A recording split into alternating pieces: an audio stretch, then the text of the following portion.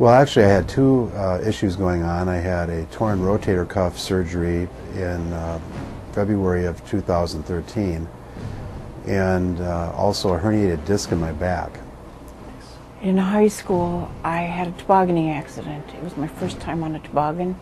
I was the last person. There were 6 people in front of me, and we had a pile of ice under the snow about this high that we couldn't see. And when we hit it, all 6 people backed into me. My legs were spread out. I was paralyzed for half an hour, and during that time, I was uncertain I would ever walk again. My right side, I got a really bad pain in my shoulder and neck area, and it was excruciating. I'm a skier, and I fell and broke my femur. And prior to that, I also fell on the ice, helping the dog into the back of the truck because the dog wouldn't get in, and I fell and I broke my shoulder, and I had 3 pins put in, and they didn't give me enough therapy, and I ended up with a frozen shoulder. I had neck and back pain from work, and it was just got to the point where it was enough that I had to come in and seek help, and so then I started coming into Avocare for treatment. And in our office, it has always been and will always be, the patient comes first. And this is a real philosophical issue, but it makes a huge difference in how you approach the problem. I was looking for something that was maybe going to be somewhere near as good. I didn't expect something better. And when I opened the Bloomington phone book, this was the first one on the list. And it called itself a pain clinic, and I called it first, and I was really impressed, and I came right in. Meeting dentists for the first time, I realized that they treat it more holistically. So I really was looking for help with both areas of my body. Came in here and just seemed like knew what he was talking about, and then started getting treatment here and helped, so stuck with it. So been to enough different chiropractors over the years that I know that I like the treatment I get here. I feel that they very customize for what you need, and that's even with my therapy for my car accident. I can tell that it's not the cookie box. Everybody gets the same treatment, and it's for what actually is going on with you and your body. What separates us from the other chiropractors in the area is the fact that we can provide a much broader array of services under one location to include the medical and the physical therapy. There's many healthcare plans out there that do not have therapy coverage for medical assistance and Medicare for chiropractors. Here we can much better service a medical assistant or Medicare population because we can combine the therapies and we get better results. Treating soft tissue, not just doing adjustments, but also acupuncture, laser treatments, and then incorporating exercise. So it's really hitting it from all angles. A physical trainer is not an expert who can tell you what a physical therapist can when you've had an injury. And so I'm getting the best, most tailored exercise for my specific condition on the day I come in. I'd come twice a week to therapy, and they worked on both my shoulders. And it's unbelievable. I mean, I can do this now. Before I could do this. They do work as a team, and that they're very friendly. Of course, they know me by name. I'm not just another number. Getting me on the regimen to get into physical therapy, and then I like the people, and they seem to keep me out of pain.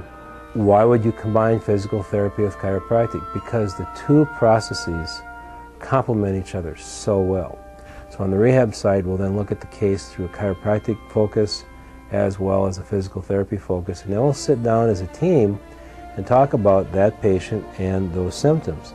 And we then strategize from a team approach, how can we combine services for cost-effective approaches to get this person back functioning better. What I found with Dennis and Ryan and the entire team here is they're looking at you as a whole, but they're trying to put together a customized plan that meets my needs, and then over time even make adjustments. The combination of massage, only one other place had massage, and the massage here is much more professional, and There's some alternative care from Michael, the physical therapist, that I have never gotten anywhere, and I've never seen it available except for out of pocket, and it's covered by my insurance here. They're wonderful. They know what they're doing. They're kind. They're considerate. They're very friendly, and I have improved so much. Please give us a call, check us out on the internet, and come on in to see how we can best serve your needs. Located in the Southgate building in Bloomington, contact us at 952-835-6653 or online at advocaremn.com. I had a torn rotator cuff surgery in February of 2013, and also a herniated disc in my back. The fact that they're hitting me with everything they've got as far as treatment, it's really helped. They're looking at you as a whole, but they're trying to put together a customized plan that meets my needs, and then over time even make adjustments. Working in an office, I answer the phone, I'm on the computer all day using the mouse, and so my right side I got a really bad pain. I feel that they very customize for what you need. It's for what actually is going on with you and your body. Anybody who's ever had like an ache or a pain, I'm like, oh, you have to go see Dr. Dennis and his crew, and I'm like, they're the best. I'm like, they will figure out what is going on with you. I'm a skier, and I fell and broke my femur. I came here. My husband had been here before. They know what they're doing. They're kind. They're considerate. They're very friendly, and I have improved so much. Well, when I came here, I was just using a cane, and I would say in a couple of weeks, I was fine with my leg. I had a neck and back pain from work, and it was just got to the point where it was enough that I had to come in and seek help. And so then I started coming into Advocare for treatment for just back and neck pain. I've been to different chiropractors over the years. At some of the other places they haven't had all those things, like the acupuncture, the cupping, and I've done a lot of these different things, and at different times they definitely help. So I think that is a differentiator. In high school, I had a tobogganing accident. I was paralyzed for half an hour, and I was never the same again. I came here partly because it was advertised as a pain clinic, and I wanted something progressive. And when I got here, I was very pleased. I am more confident at home with my movement. I feel much stronger physically and much healthier overall. Whether your problem is from an acute injury or a chronic pain management issue, we feel we can help you. Contact us at 952-835-6653 or online at advocaremn.com. This is the pregame show of Eden Prairie versus Edina High School Baseball here on PSB Media. Before we get you into the game, let's take a look at highlights of last week's victory by the Eden Prairie Eagles over the Minnetonka Skippers 6-0 in a game you could have seen right here on PSB. There's a drive in the left center field. That's going to be extra bases. Zimmerman will come home. It is a 1-0 game in favor of the... Sends it to center field. Rooney going after it, and it will drop in for extra bases. Sullivan will round third and will score. Wassenauer will go to third, and he is in with a triple. Ken got a pitch up, knew what to do with it, and with that...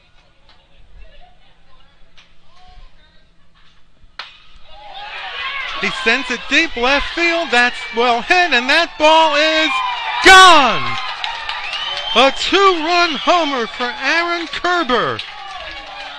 Wow. 5-0 in favor of Eden Prairie.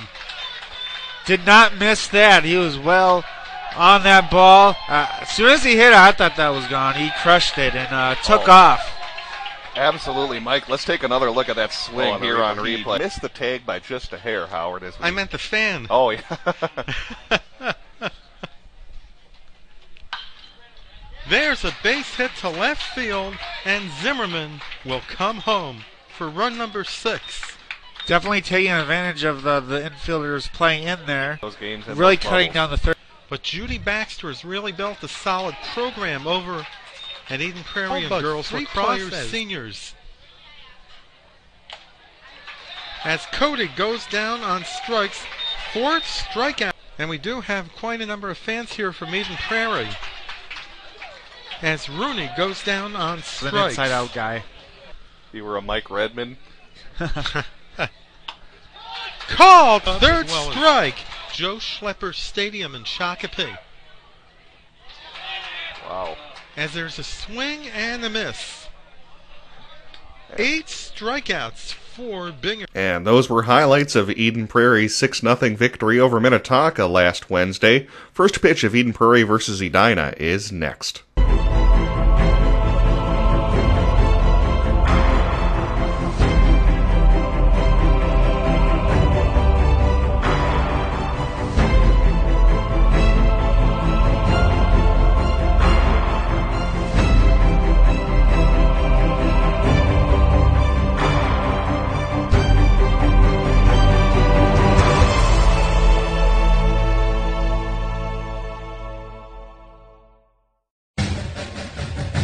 The Wells Fargo Minnesota Sports Prep Update for Wednesday, May 14th. I'm Ryan Phelps. Huge human being with incredible skills. Think of it this way. He's 6'7", whatever that is, 315 pounds, has a 36-inch vertical jump, is fast, and anyone who saw him play, when he was able to turn that switch on, he was virtually an unstoppable football player. That's Ron Stolsky, head football coach at Brainerd and also the executive director of the Minnesota Football Coaches Association, raving about Rashid Hageman, the former Minneapolis Washburn standout who is heading to the NFL via the University of Minnesota, as he was selected 37th overall as the second-round pick to the Atlanta Falcons. Another Minnesotan selected was Bo Allen, a defensive tackle who played his high school ball at Minnetonka and then on to Wisconsin. He was picked in the 7th round, 224th overall by the Philadelphia Eagles. Zach Moore, a defensive tackle originally from Chicago, became the first ever football player from Concordia of St. Paul to be picked in the NFL draft. He went in the 6th round, 198th overall to the New England Patriots. Miami nabbed North Dakota State offensive tackle Billy Turner. The former Mounds View High School football standout went in the 3rd round, 67th overall. And finally, Chantrell Henderson from Cretin-Durham Hall went to Miami to play his college football. The offensive tackle was one of the most prized recruits in the country coming out of high school, but his stock plummeted in recent years due to off-the-field circumstances. He went in the 7th round, 237th overall to the Buffalo Bills. Your first word probably wasn't something like finance, or savings, or ATM. But whatever that first word was, it opened up a world to you that was built on conversations. It's this exchange of ideas that Wells Fargo puts into practice every day, through listening, guiding, and planning. So when the conversation is about ways to grow your savings or your business, we'll be here to help you find the right answers. Because an open dialogue is what opens doors. Wells Fargo. Together we'll go far. Wells Fargo Bank N.A. I'm in a state of caffeination, got all my fingers shaking. Must have been my large Americano, mochaccino, macchiato. Now the family's gone to bed, and that's my favorite time to get some tips on better rates. Cause my State Farm guy answers late, and even when it's not my agent, someone's standing by so patient. Getting coverage questions answered helps me to relax. Get to a better state, State Farm.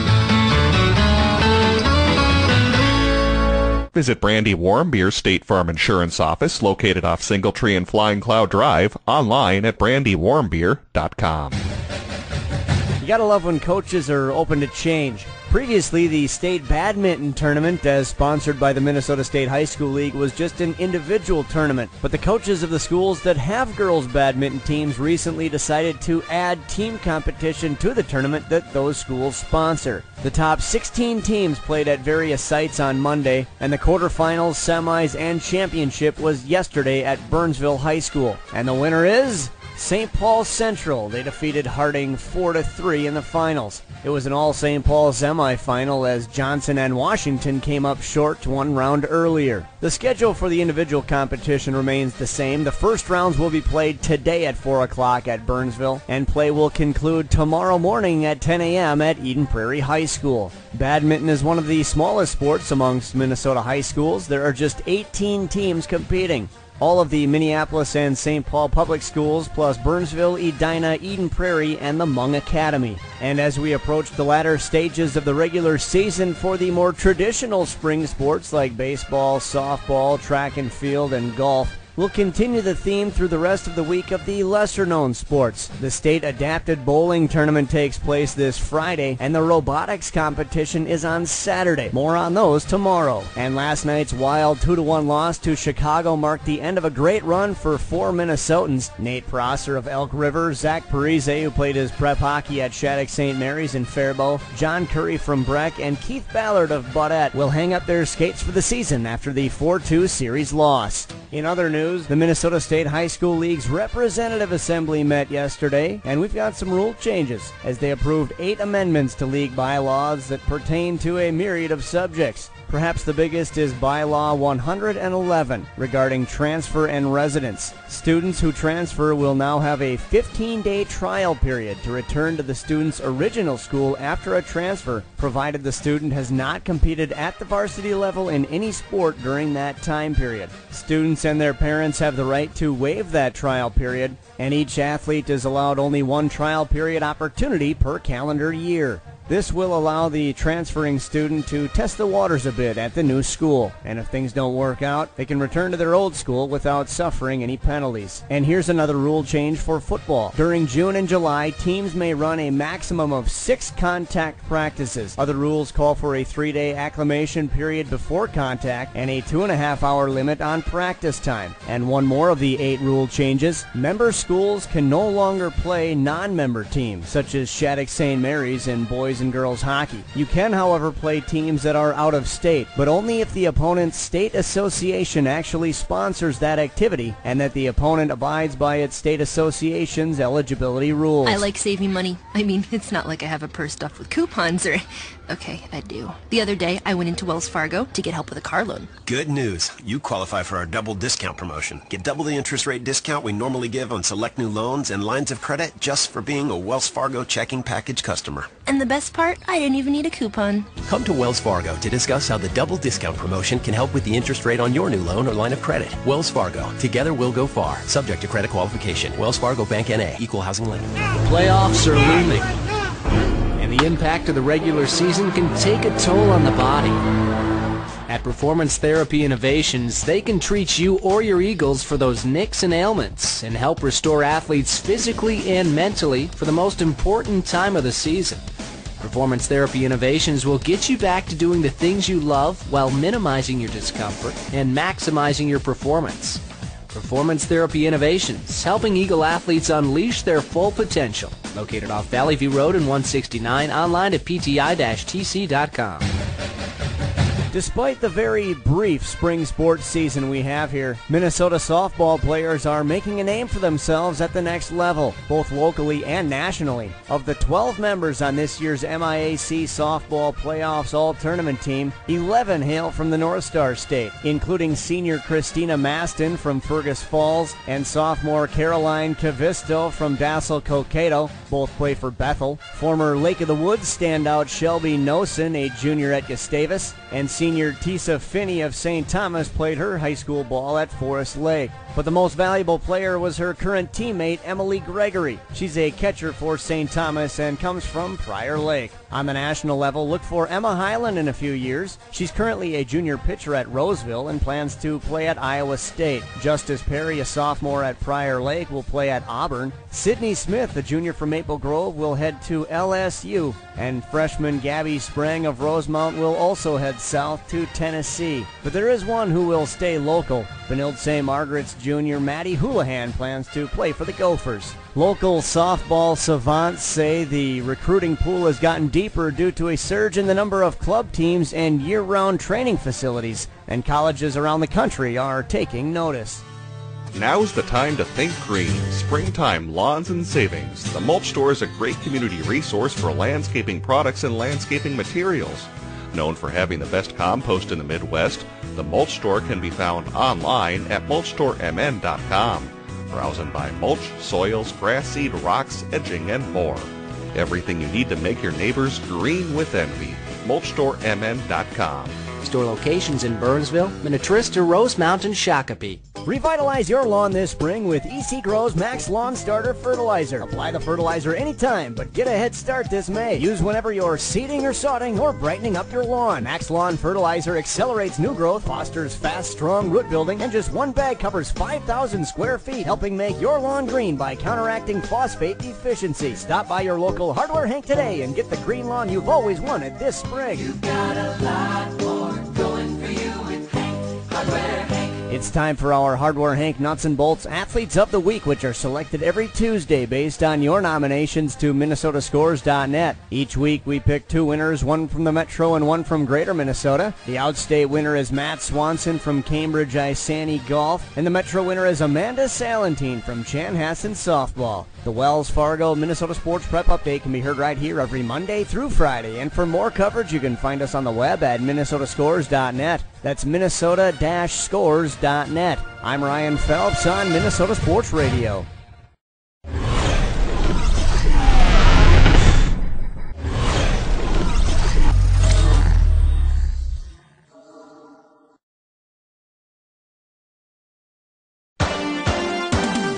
It's time for another round of live local play-by-play coverage of Southwest Metro high school sports. Tonight's broadcast is brought to you by the Mulch Store, Performance Therapy Innovations, Alpha Investment Advisors, The Tavern on 4 and 5, The Sun Current, Home Video Studio, and in partnership with BEC TV, Bloomington Educational Cable Television. Catch all of the action all season long on your home for Southwest Metro Sports, PSB Media. Game time is coming up next.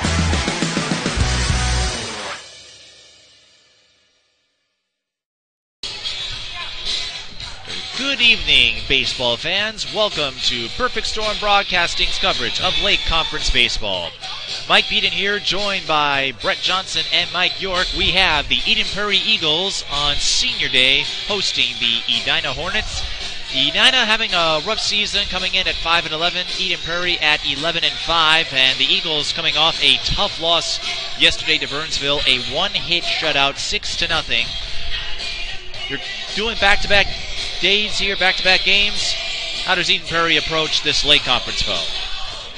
Well, they're going to be facing a team here in Edina that's had some struggles on the season, but you can't overlook them. They're 4-10, but 6 of their losses, Mike, have been by a 1 run. So even though you would think Eden Prairie, after losing a tough game to Burnsville, would want to beat up on an opponent that's having a tough season, probably not going to be the case, as this Edina team's played some teams tough, and interesting to see what Eden Prairie has for a bounce back after they lost to a very talented Burnsville team that they actually beat in last year's American Legion state championship game.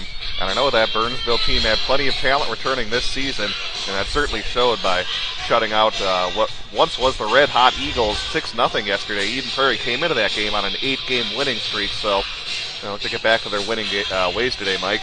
And another point out there, Brett, is they may be a little slow on defense, but they do make up with it with their bat. As we've seen some games, they are able to put some runs together. And they have 2 strong hitters. Ryan Zimmerman, one of them with a .431 batting average and 10 RBIs coming into this game. Jack Sullivan, their biggest producer on offense, 13 RBIs, .478 batting average, 22 hits, and some extra bases among that. Zimmerman with 8 doubles, Sullivan with 3 doubles, 2 triples, and a home run. Let's take a look at the Edina starting lineup as the Eden Prairie defense takes the field. Dylan Malmquist will bat first. He is the right fielder. Stephen Kalina will go second. He is the second baseman. Will Vanderbilt goes third. The first baseman, John Leach, the designated hitter. Jackson Hunzelman at left field. Charlie Black, the catcher. Tyler Eckberg, third base. Dan Sullivan, center field. Troy Peterson, shortstop. And the pitcher for Edina is Joe Dorn. But right now we're going to get a look at Dan Lotes from Eden Prairie. Lotes At second base, number 10, Corey Binger. On the season, at shortstop, number 2, Ryan Zimmerman. At third base, 23 and a third innings pitched, an ERA of 1.16. He has given up just 4 earned runs all season, 31 strikeouts, only 13 hits. His WHIP whip, as we like to call it, 0.86. So Edina may have a tough task on the offensive side today. Yeah, Mike, just want to bring up Dan Lotes here, the starting pitcher for Eden Prairie. Last season spent some time kind of as their closer, if you will. Very talented pitcher. A lot of people thought maybe the second best pitcher on last year's squad, but used him in the bullpen last season. This year giving him some starts kind of as that co-ace along with Corey Binger. And as you said, Mike, he's been having a good season on the mound here for the Eagles. Hasn't decided on a college program yet, but indicated by their head coach, likely headed to a junior college program. And we'll talk more about the Eden Prairie team and Edina as we move along. And Eden Prairie does have something to play for tonight. If they can win tonight's game, they would get at least a share of the Lake Conference title, and that could be influential when it comes time for the section bracket. Yeah, right now in the Lake Conference, it's pretty much Eden Prairie and Minnetonka battling it out. Both of those teams have just one loss on the season, and well, they both came against each other, so those two teams coming down to the wire for the Lake title. Malmquist takes the first pitch low, ball 1. Game time temperature mid-50s. There's a slight north breeze of about 10 miles an hour. Paints the corner, 1-1 to Malmquist. It'll be interesting to see how Edina hitters are patient, see if they can get a good pitch to drive here.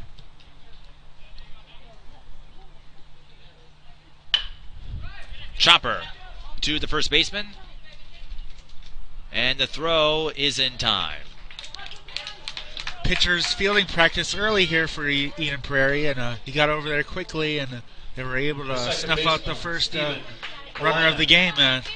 They've practiced that and rehearsed that well for the start of the game. That is a 3-1 for you scorecard junkies, and coming up is Stephen Kalina.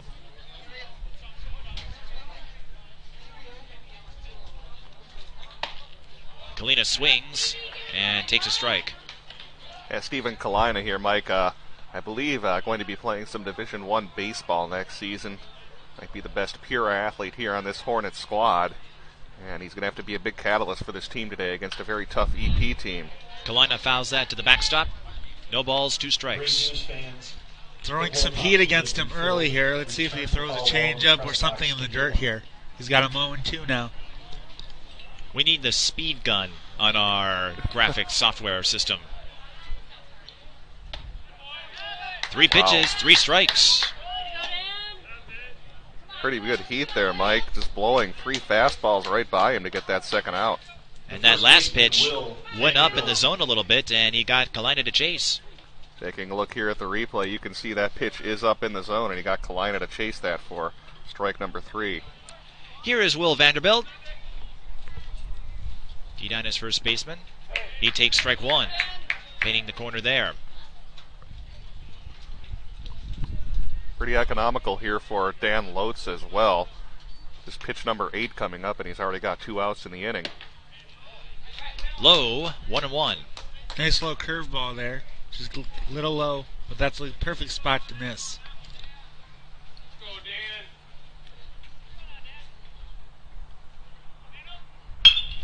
Foul down the left field side, 1-2.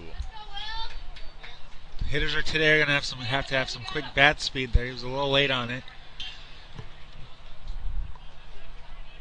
Yeah, Mike, if Dan Lotes can mix in that breaking ball with that good fastball he's been throwing, it's going to be tough here for the Hornets as he pulls a string on that one as well. Good job to get a piece, though, by the hitter.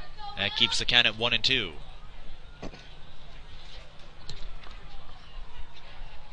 I know it's early, but Dan Lotes has thrown just 2 balls in his first inning of service. Tried to paint the corner that time, and that's his 3rd ball of the inning. It's a 2-2 count to Vanderbilt.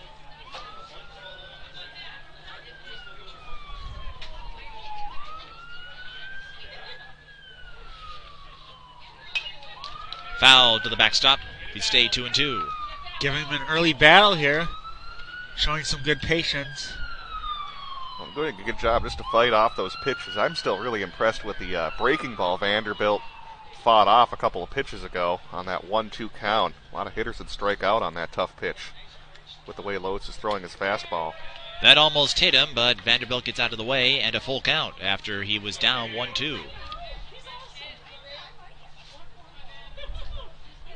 See if he trusts his breaking ball here. Here comes the payoff pitch. Got him looking. And a 1-2-3 inning for Dan Lotes. We'll take a quick break and introduce the Eden Prairie batting lineup. They hold serve in the first inning of play. We are scoreless.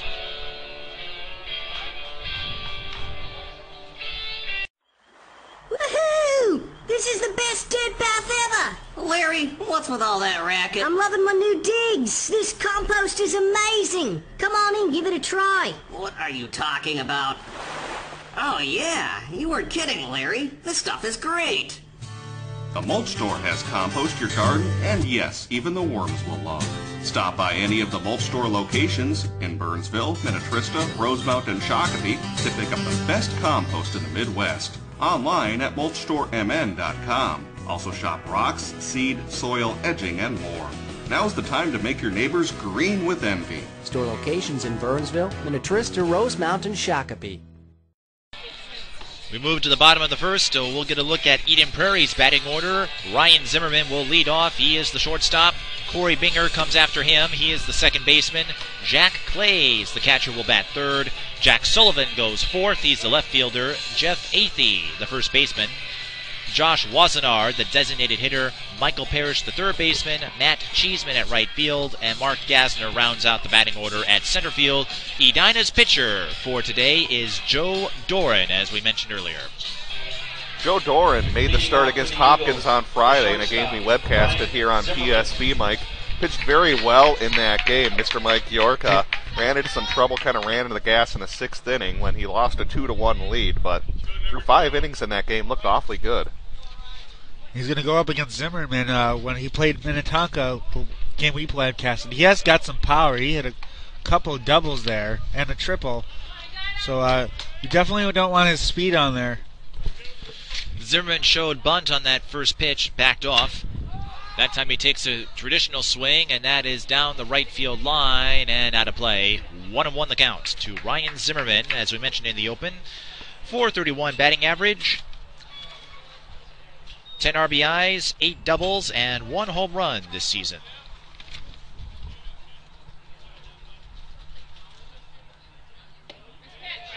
Laid off. Ooh, close pitch. Mike York, that looked like a strike to me, but may have just gone around the plate. Just looks like he's not giving anything a little low. That was a little low. But it looks like the ump's not giving anything low here. Zimmerman hits that one down right field and will drop for a hit. He'll head to second base and will hold up there a lead-off double for Ryan Zimmerman, his 9th of the season. Yep, he's got some gap power, like I was saying before. The second baseman, just Corey like the Minnetonka game, he shoots another double. Corey Binger comes to the plate, .292 batting average this season. 4 RBIs and 2 doubles. Good job by Zimmerman, as we saw there on replay, taking that the other way, delaying a swing by just a second, shooting it down that right field line. Good opposite field power. Binger takes ball 1 from Joe Doran. If you're new to high school baseball, we play up to 7 innings, and we do have a mercy rule. We'll talk more about that if it comes into play later. A line drive for the out, and Edina doubles up. A great play by Edina's first baseman, Will Vanderbilt, and he gets the 3-4 double play. Hey, Mike York, let's take a look at this here on replay. Look at a play there by the infield of Edina off that line drive. A great play made there by their first baseman. They were able to catch Zimmerman just off second base. Can't really blame him. It's got a pitch that looks like it's going to, go past for a hit, but instead turns into a double play here for the Hornets. Good read by the first baseman to make a nice stab and recognize that runner was taking off on the hit. Jack Clay's at the plate now. He is 0-2 in the count. .250 batting average this season. 3 doubles and 3 RBIs. Grounder to third. Fielded cleanly. And the out is made. That is a 5-3 to end the first inning, and Edina works their way out of a jam early thanks to the double play from Will Vanderbilt. We'll take a break and come back for the top of the second. This is high school baseball on Perfect Storm Broadcasting. I think I have the window seat. You better double check that, my friend. Don't think we don't know who you are. Yeah, I'm Aaron Rodgers. No, that's not it. You're that State Farm discount double check guy. Discount double check. Thanks to the hundreds you saved us, we could upgrade the grill class. Grill class? Your tongs are in your seat back. Save with the discount double check today. Get to a better state. State Farm. Guys, this is my cousin Raj. Hey, boys, I just saved a ton of cash with my State Farm discount double check. So the brats are on me. Oh, jeez. Crazy dream. Easy. You're gonna wreck Bob's dream. By the way, how's that sausage pillow? Delicious good stick. Save with the discount double check today. Get to a better state. State Farm. Shop and save with Brandy Warmbier State Farm Insurance Office in Eden Prairie. A local connection at a lower cost. BrandyWarmbier.com. We move to the top of the second. Scoreless between Edina and Eden Prairie. If you just joined us, Will Vanderbilt came up with a huge defensive play, making a double play, lining out Corey Binger and then catching Ryan Zimmerman, who was leading off second base a little too far. And let's see if Edina can capitalize on offense here. John Leach, the designated hitter, will take the plate to start the second inning. Dan Lotz with 14 pitches, and one of our new toys in the PSB graphics department, keeping track of pitch count, and something that is a big topic as that first pitch is low into the backstop. Well, you're right, Mike York. I mean, you're a baseball player, and I know the last few years that's really become a big deal, especially at the youth level, not to use up those arms and to try to keep those fresh. I know a lot of coaches keep a close eye on that pitch count as well. That's a high fly for Leach. Off the wall. John Leach will go to second, and he'll get a leadoff double.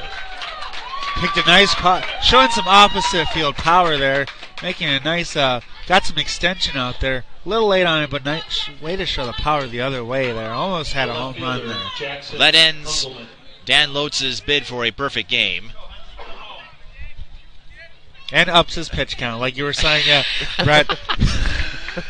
Well, one reason the pitch count has become so influential, not just for managing the stamina of the players, but up at the pro level, a lot of discussion about Tommy John surgery and the risk to elbows. And no one is quite sure why, as the first pitch goes away for a ball. This is Jackson Hunzelman, the left fielder, at the plate for Edina. Yeah, like you said, like Jose Fernandez now probably needs that elbow surgery too for the Marlins, and he was having a heck of a year so far for the Marlins. 21-year-old kid as well. That's a real bummer. That happened to Steven Strasburg a couple of years ago. And also the phenom for the New York Mets. Oh.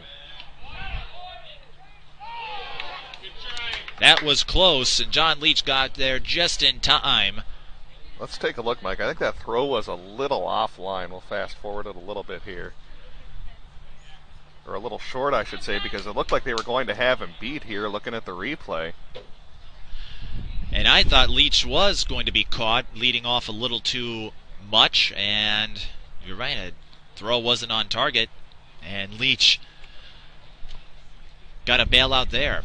Yep, and it looked like he had to come in and catch the ball back and so that he might have tweaked the knee or something.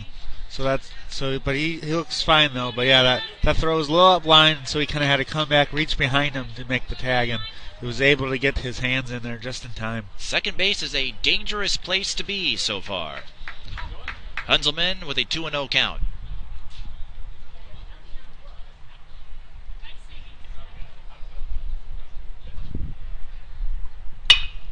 Grounder will get through the hole, and Leach will round third and score. An RBI single for Jackson Hunzelman. Tough play. First baseman tried to make a diving stab. It was kind of in no man's land, so he made a full effort and just off his glove. And second baseman almost had a chance at it too. But a good smart base running by Edina to recognize that he got through and send him all the way home from second. Charlie Black, the catcher, will bat. No outs, runner on first, and Edina scores the first run of this game. Edina would love to play the spoiler and keep Eden Prairie from winning the Lake Conference title as Black takes strike one. And why is the conference title such a big deal? It may not mean a whole lot in the path to a state tournament, but if you win the conference, it may help your seeding for section and state rounds. It gives you more of a bargaining chip. Swing and a miss, and 2 strikes for Charlie Black. Good pitch there for Dan Loads, trying to pulling the string on that one after a few fastballs. Got him way out in front to get strike 2. Nice and low too, and looked like it was going to be up, and it just did a nice dive into the out of the strike zone. And unofficially, that run scored by Hunzelman is just the 4th given up this season for Dan Loads. Not a situation he finds himself in frequently. And a strikeout to Charlie Black as he was chasing a couple of low balls there, and I'm going to have to get my stats. That was a nice another curveball in there, and worked well there, using his breaking ball there exclusively at that last at bat. So good job by him. It's interesting too here. Dan Loads keeping an eye, as well as the catcher for Eden Prairie, Jack Clays, on that runner on first base for Edina. Trying a couple of times to throw back to first, but haven't been able to get him quite yet. I got to watch out for those wind gusts, folks. Tyler Ekberg at the plate, third baseman, 1 out to Edina. And they're trying to get Jackson Hunzelman in a caught stealing scenario. Keeping him close, and we'll see if he takes off here. He's got a nice lead here. 1 ball to Tyler Ekberg.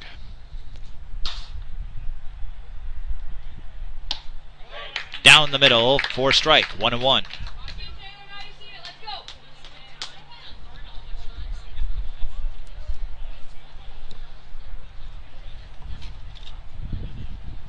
Might be a good time for a nice hit and run.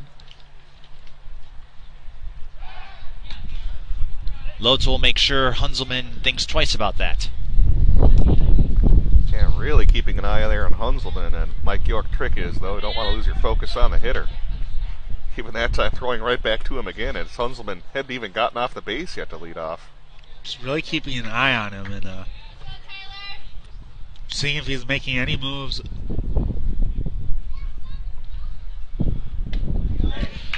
One and two to Ekberg. Really snapping that curveball off there. Hitter was not even looking for that at all.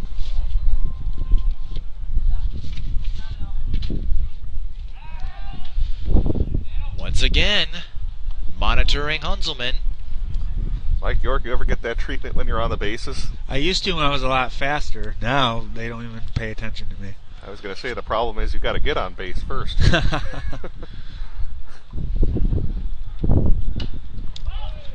Foul tip. We'd stay at 1 and 2.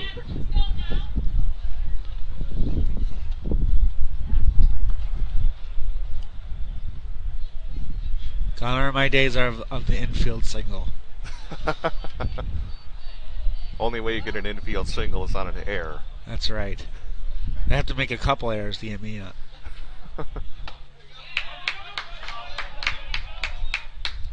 And the strikeout is called as Ekberg chased that one high. It's the 4th strikeout for Dan Loads. Dan Sullivan will go to bat now. Sullivan, the center fielder. 4 strikeouts for Loads, but he did give up that all-important run that Eden Prairie is going to have to compensate for.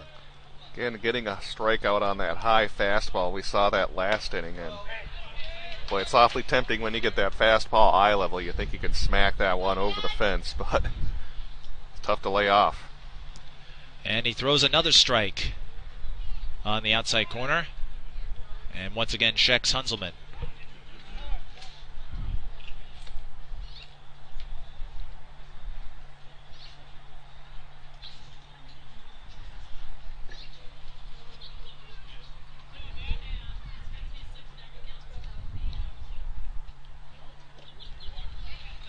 Chase that one, 0-2. And all that work keeping him close is gone all for naught now. Hunzelman in scoring position, but 2 strikes to Dan Sullivan, and Loads has done a great job at getting the batters to swing. I'd throw another one in the dirt since he chased that last one. Trust his catcher here. No, caught looking, but a strikeout nonetheless. 5 strikeouts for Dan Loads, but Eden Prairie does trail 1-0 as we head to the bottom of the second inning. This is Lake Conference Baseball on PSB Sports.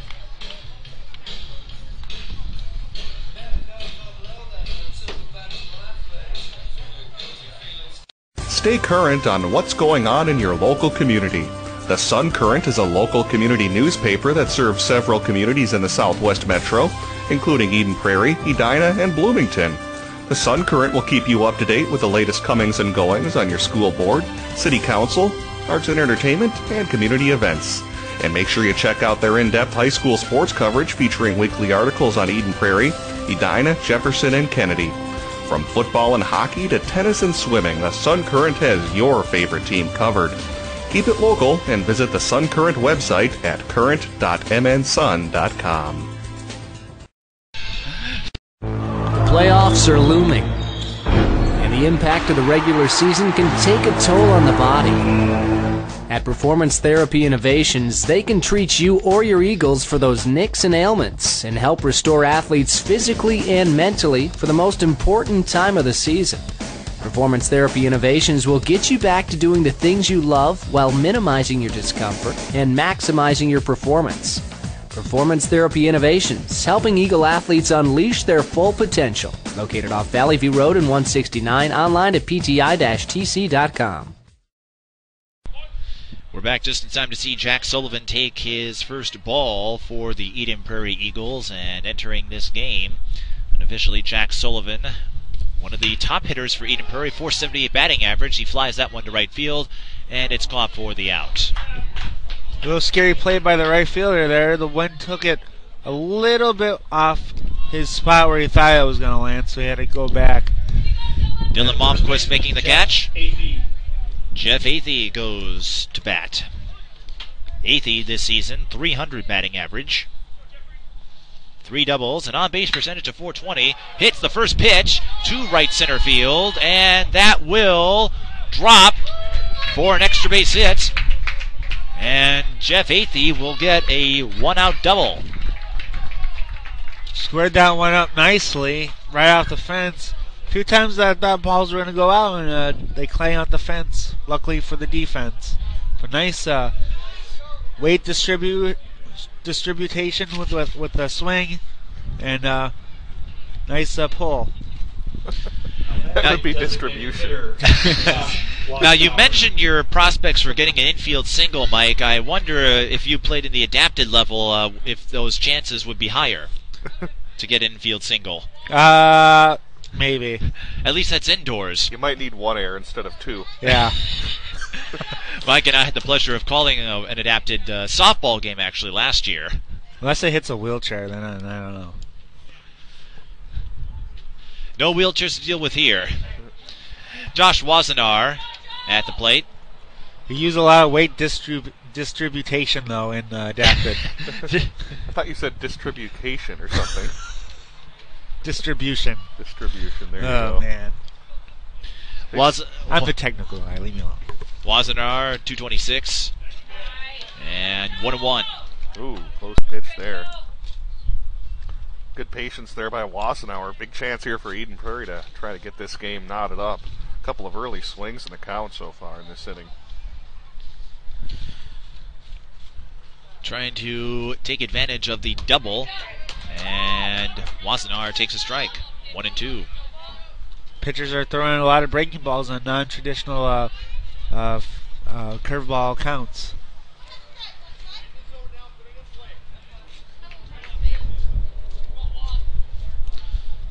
Doran trying to work his way out of a second jam.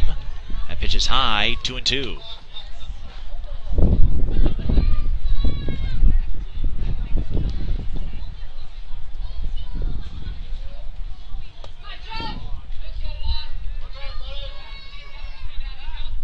Eden Prairie's hitters so far, when they make contact, they can go deep. Grounder to first, and making the play is Vanderbilt, but that does advance Athey to third. And Michael Parrish will try to bring him in. For Edina, that's what you want to take here. Let's see if they can get out of this inning again without any runs scored. But a good opportunity here for Eden Prairie. Let's see if they can cash it in. Michael Parrish takes strike one. Parrish, 286 average coming into this game. 2 doubles, 6 RBI. High inside, 1-1. Trying to work the inside corner on him so he can't get extended. Down the middle, but grounder to second. And the play is made, so another situation maneuvered efficiently by Joe Doran.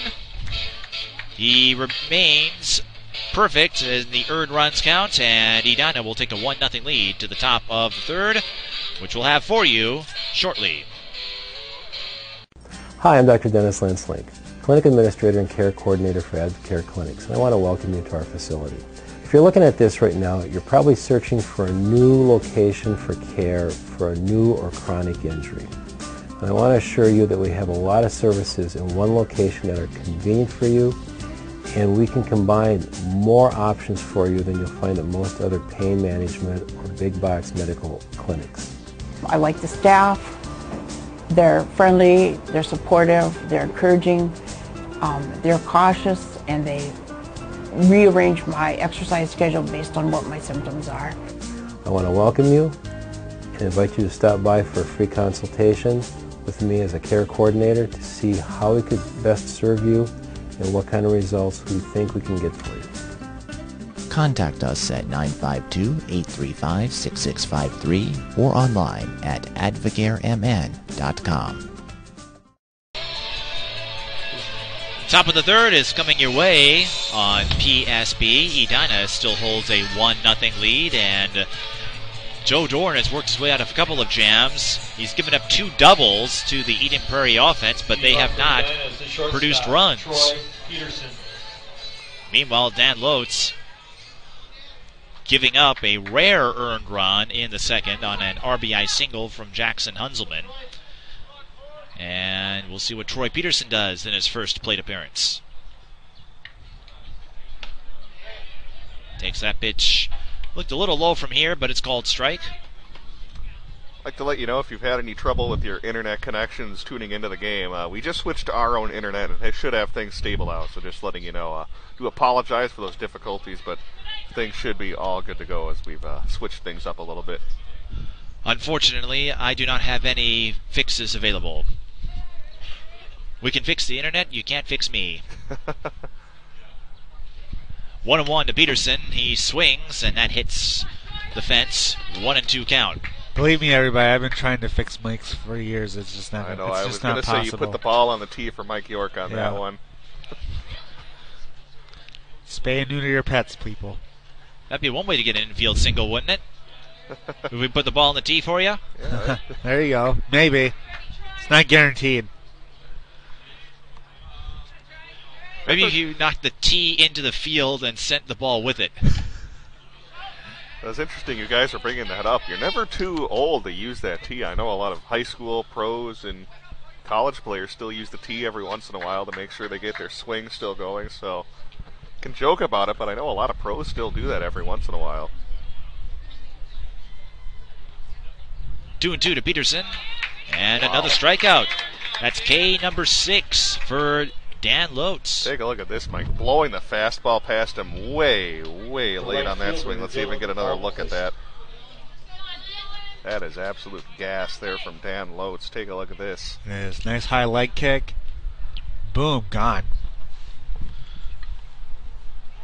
Lotz the more flashy of the two pitchers, but as we've said before, the important stat is the run count, and that's where he's trailing. We go back to the top of the order, and that means Dylan Malmquist goes up. Grounded out in his first at-bat. 1-1, and Lotz continuing to get Edina to chase him. And again, those high fastballs again, and Edina hit her way, way late on that fastball.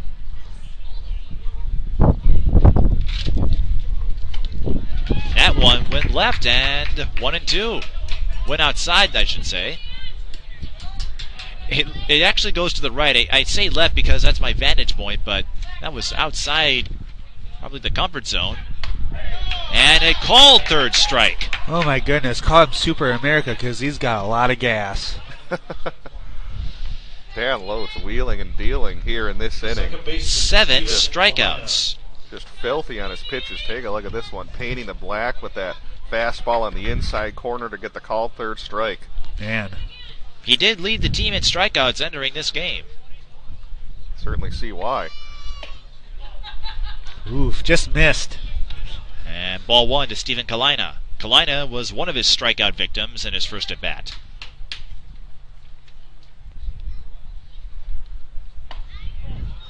High, 2-0. And you wonder if the Edina hitters have been talking to each other because now Stephen Kalina has taken 2 high fastballs that have built in balls. Trying to see if they'll be a little bit more patient on those high pitches. 3-0. And it looks so good. High fastball, you want to swing. And he's doing a good job of laying off this time. So he's learned what he saw last time up at bat. Let's see if he gets the green light here. No, lets that one go and doesn't get the ball. So it's a 3-1 count now to Kalina.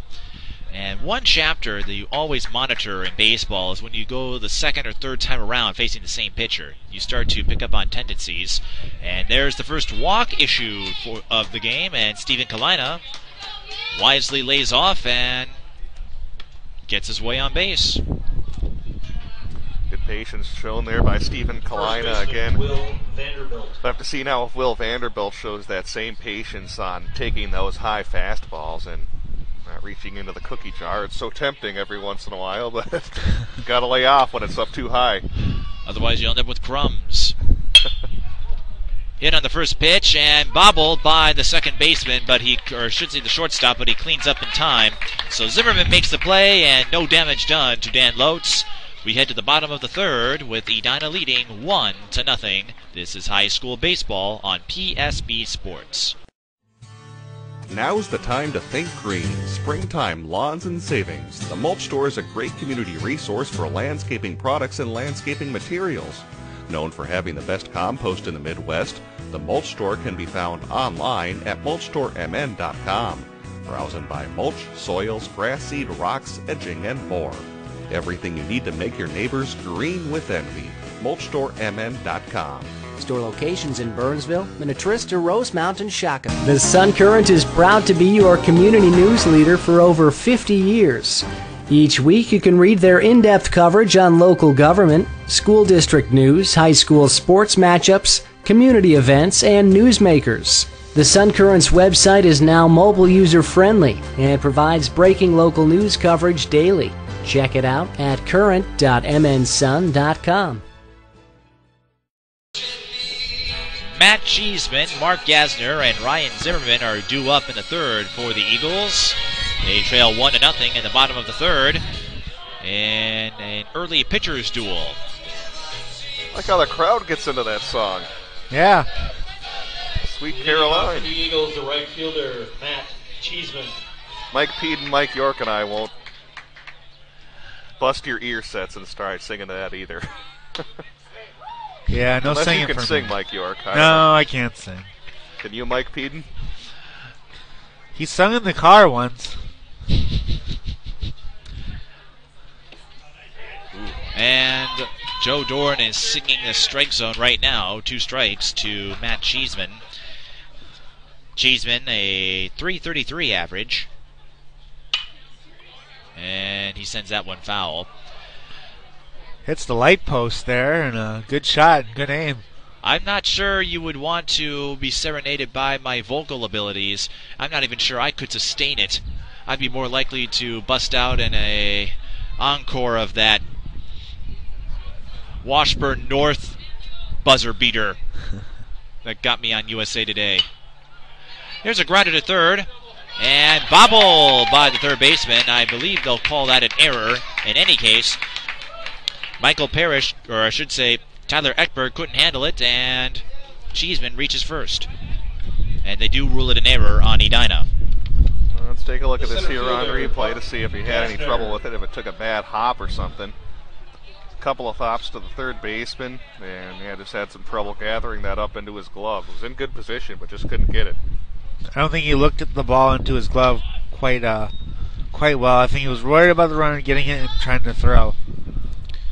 Mark Gasner in his first plate appearance, .300 batting average.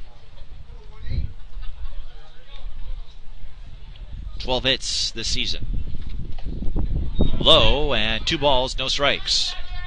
Nice scoop by the catcher, keeping it in front of him, keeping that runner there at first. I was going to say, have you two made the pages of USA Today yet? Always self-promoting there, Mike. On your play calls? Another low pitch, and it goes in the dirt, and stealing second, or advancing to second, is Cheeseman on the low pitch. I believe they'll give him a stolen base for that. Not bad there for Matt Cheeseman, an excellent linebacker during the football season for Eden Prairie, flashing the wheels a little bit. Normally those big linebackers aren't known for the wheels. And Gasner takes a called strike, 3-1. The runner in scoring position. Cheeseman reaching first on the error by Tyler Ekberg. High fly will drop foul. That would have been a tough play for any right fielder to make because that ball was slicing away from him, but luckily it sliced foul. And a full count to Mark Gasner.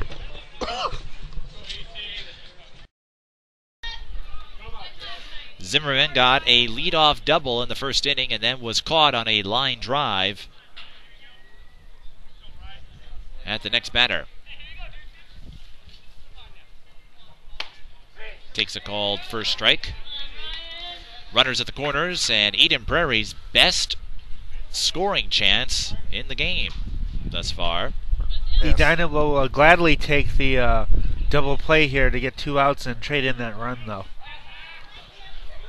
I think what they would really like is a strikeout or a pop-up.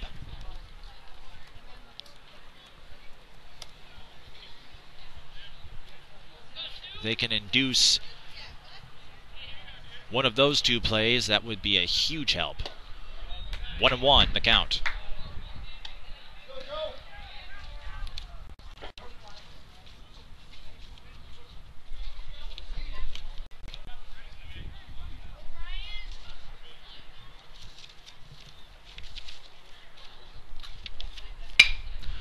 That went low and will drop.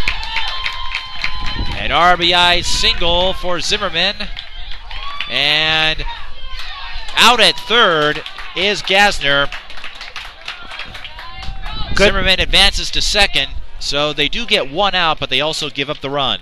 Good throw, though, getting that lead runner there. Good job by Zimmerman, though, to read that throw and take second, though.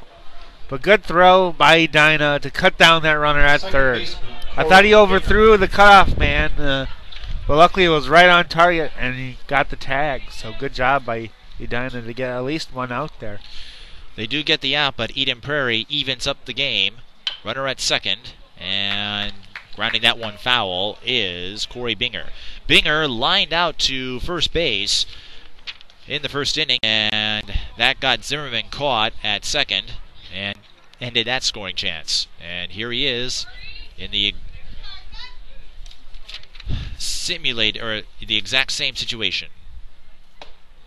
Took that one high and went for it. That was high and inside. Looks a little high and inside chatter there, and he couldn't stop from swinging at it. He got graded. That was almost like a two-seam fastball, kind of cutting in on him.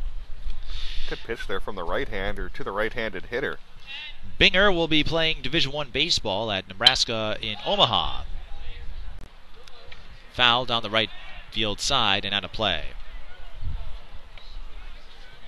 They've gotten Joe Doran's pitch count up at least a little bit. Came into this inning with just 19 pitches. Now he's all the way up to 35. So good job here by these Eden Prairie hitters to get Joe Doran to do a little more work. 0-2 the count.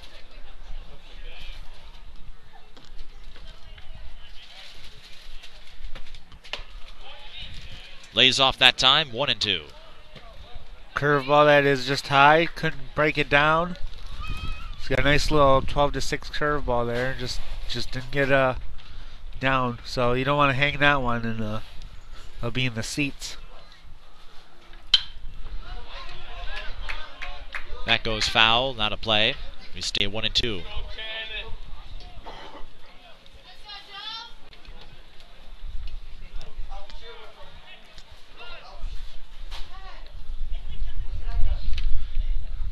Senior night here at Round Lake Stadium, home of the Eden Prairie Eagles. Located within the Eden Prairie Community Center, actually kind of a major complex of sorts. You have the high school and the community center neighboring the campus.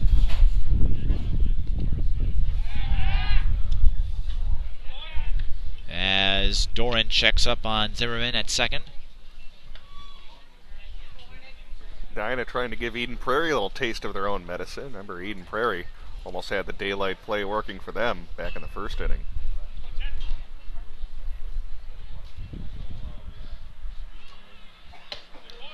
Pitch is high, 2-2. Get missing again with the curveball. Just can't snap it down.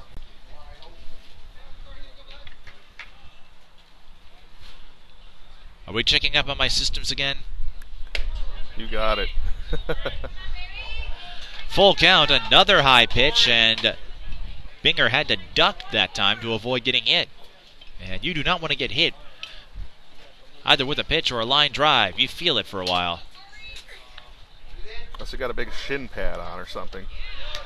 And that goes low, so Binger down 0-2 in the count. Will advance to first on the walk. So good at bat, way to beat him out. Looks like Doran's having a little bit of troubles gripping onto that ball and throwing it for a strike where he was doing so well in the beginning stages here of this game.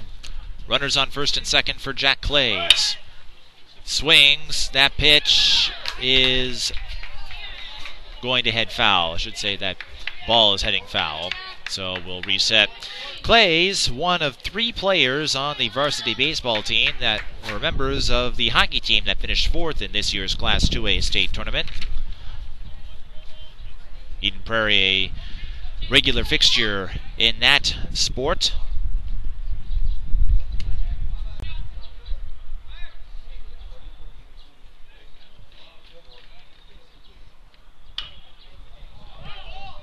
Another foul. Right off the shin, and that does not feel good at all, folks. And 2 strikes to Jack Clays. Clays grounded out in his first at-bat. How about this, guys? Joe Doran already 22 pitches this inning and only 1 out, so Eden Prairie doing a much better job making him do some more work after Doran only had 19 pitches through the first 2 innings. And that is fouled and heading into the parking lot.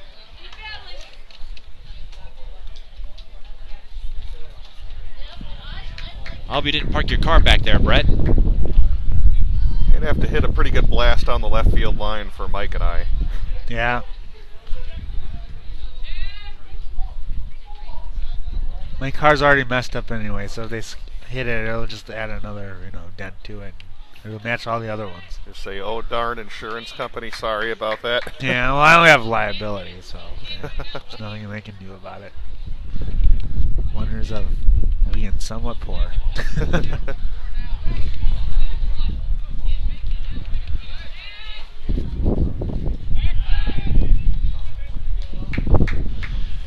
Once again, checking Zimmerman at second. I was going to say here, Mike, you were watching Doran here. Definitely has kind of slowed down his pace as well. Was working awfully quickly through those first 2 innings as well. He's really paying a lot of attention to those runners instead of just throwing the ball and concentrating on the batter here.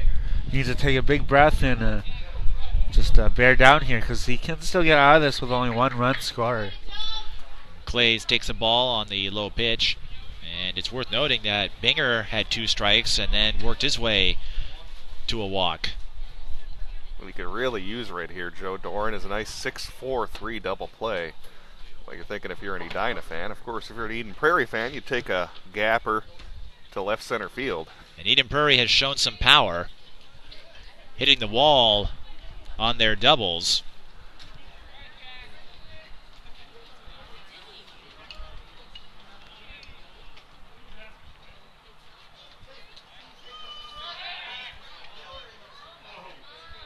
Very close. Once again, Zimmerman avoids the tag.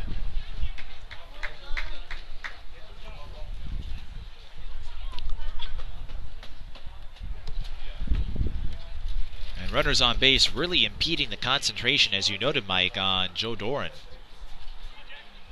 Trying to keep the runners in place. He still has to pitch to Jack Clays, who's just biding his time. Oh boy, the Edina fans wanted a called third strike on that pitch. Just missed. And he stays alive here, 2-2. Thank goodness we don't have replay at this level or a review system. No challenges here. I don't think you can challenge balls and strikes anyways at the major league level. No, not yet. Hit and run situation, so there will be no double play, and there will be no play at all.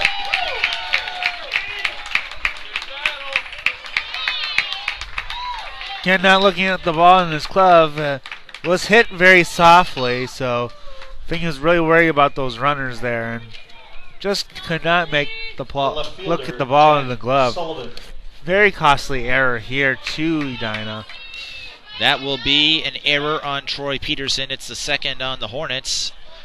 And another extra out for the Eagles. Called for a strike for Jack Sullivan. Sullivan flew out to right field in his first at bat. Hits that one down left field. I don't know if it's deep enough. No, that's a shallow fly. And caught for the out. So 2 outs and the bases loaded as Joe Doran tries to get out of this jam, giving up just 1 run. Catch was made by Troy Peterson. Peterson making up for that last play and reading the ball and making that nice catch. Like I said, Edina did struggle last game with their defense, but their hitting is digging them out of their hole. So let's see if they can get out of this with only that 1 run here.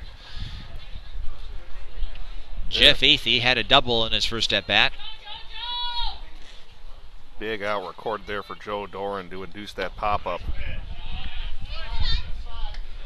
And Athey takes ball 1. Jeff Athey is the younger brother of Brian, who graduated from this school 3 years ago and plays Division I football at Illinois State. He also played quarterback on the football team back on Eden Prairie, I believe their first championship of the 3 they've won in a row.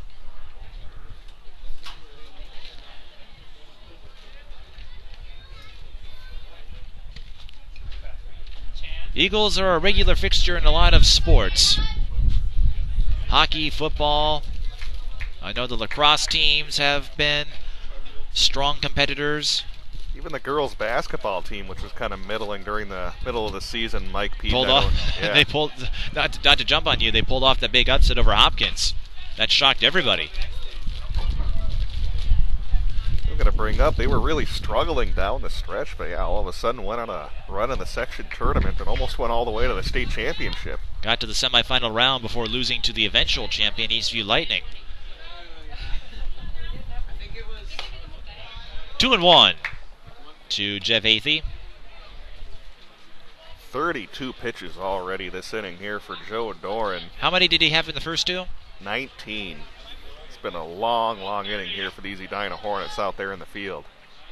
Interesting to see what the actual time lapse would be in terms of, minutes. Well, that's going to be extended as Athey hits a base hit down left center, and 2 runs will score. 2-run RBI single for Jeff Athey. Nice hit there. Finding a pitch he could handle and just hitting it solidly to left field. Those runs will be unearned as a result of the errors, but Athey will take the RBIs nonetheless. And Eden Prairie with a 3-1 lead.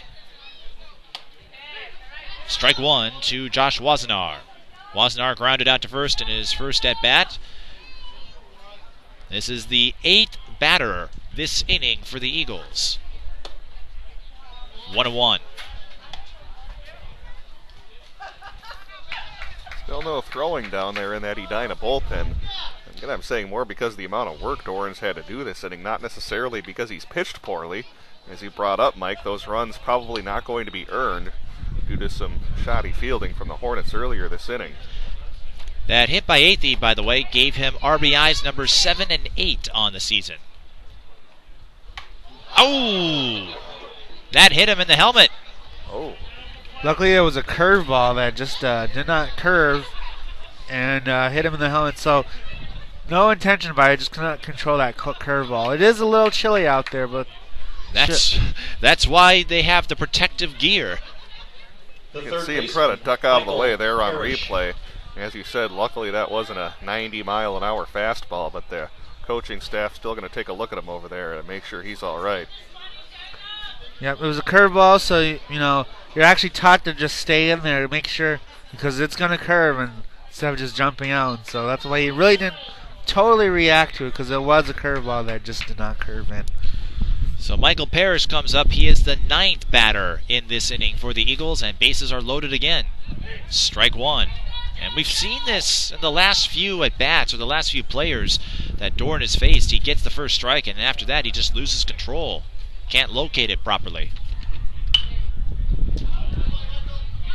And that's going to be out of play. 2 strikes to Michael Parrish.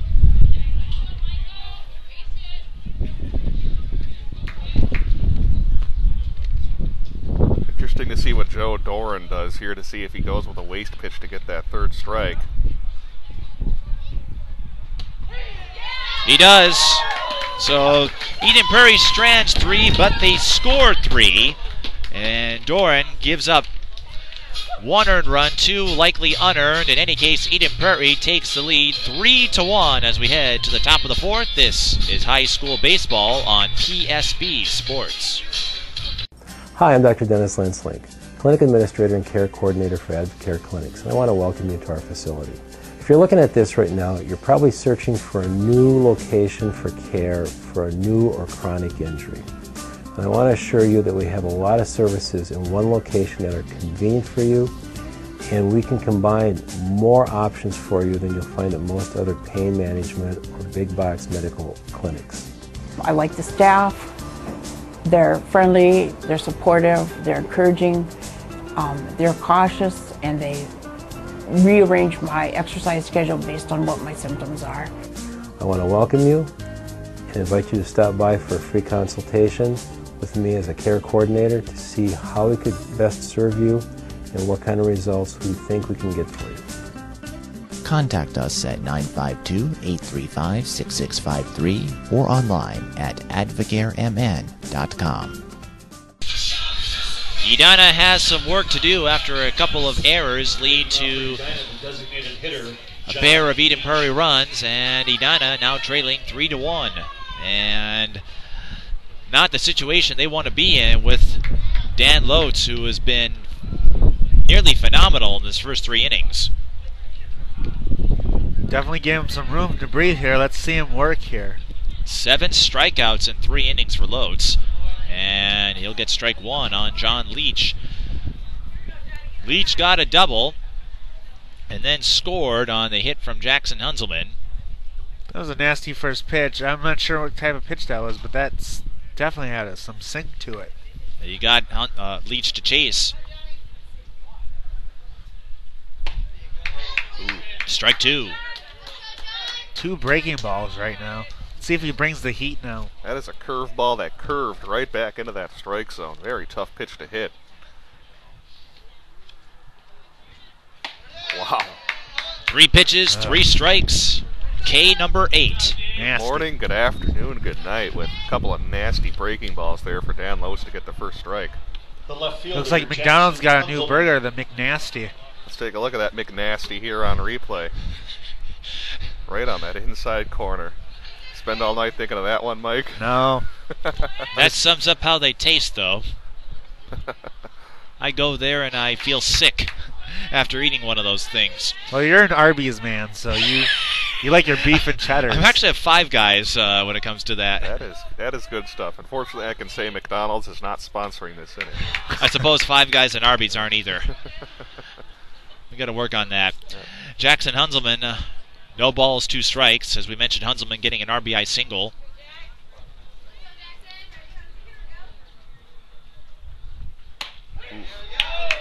Another called 3rd strike. 6 pitches, 6 strikes for Dan Lotes. Mystery fishing here, Dan Lotes. Catcher, Charlie. Take a look at this nasty pitch here from Dan Lotes to get that called 3rd strike. Really baffling these Edina hitters. And if you can get the curveballs as he's been doing, place them at the right spot, you stump the batters. They're not sure what to do. Just throwing a pitching clinic here, you know. Well, even that ball that he just threw was very close to being in the strike zone as well. But good take there by the Edina hitter, Charlie Black. That ends his mark of 6 consecutive strikes. Grounder to 3rd. And a high hop that goes off the legs of number 22, Michael Parrish. An unfortunate miscue, not Parrish's fault, just took a awkward bounce, and getting on base is Charlie Black. Yeah, let's take a look at this here on replay. Take a look at that bounce. Kind of a 3-hopper there to the 3rd baseman, and looked like it was right about to get on that infield dirt, Mike, and kind of went up on him. Yeah, he played it perfectly, trying to do the short hop, but just not enough on the 3rd hop, just not enough to get into his glove there. They do charge an error, but a grounder to short will end the inning, so no damage done by the error. We head to the middle of the 4th, and it's still a 3-1 game in favor of Eden Prairie. And let's head to the YMCA before we go to break. Now's the time to think green. Springtime lawns and savings. The Mulch Store is a great community resource for landscaping products and landscaping materials. Known for having the best compost in the Midwest, the Mulch Store can be found online at mulchstoremn.com. Browse and buy mulch, soils, grass seed, rocks, edging, and more. Everything you need to make your neighbors green with envy. mulchstoremn.com. Store locations in Burnsville, Minnetrista, Rosemount, and Shakopee.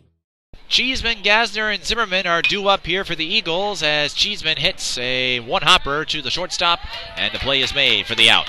Boy, did Joe Doran need that after throwing 39 pitches last inning. Retires Matt Cheeseman on just 1 pitch. He's probably saying thank you for coming up and swinging at that first pitch and helping him out. Mark Gasner at the plate. He walked. Was caught out at 3rd.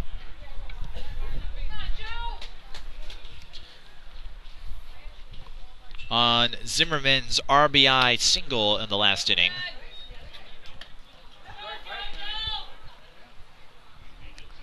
Gasner has yet to record an official at bat.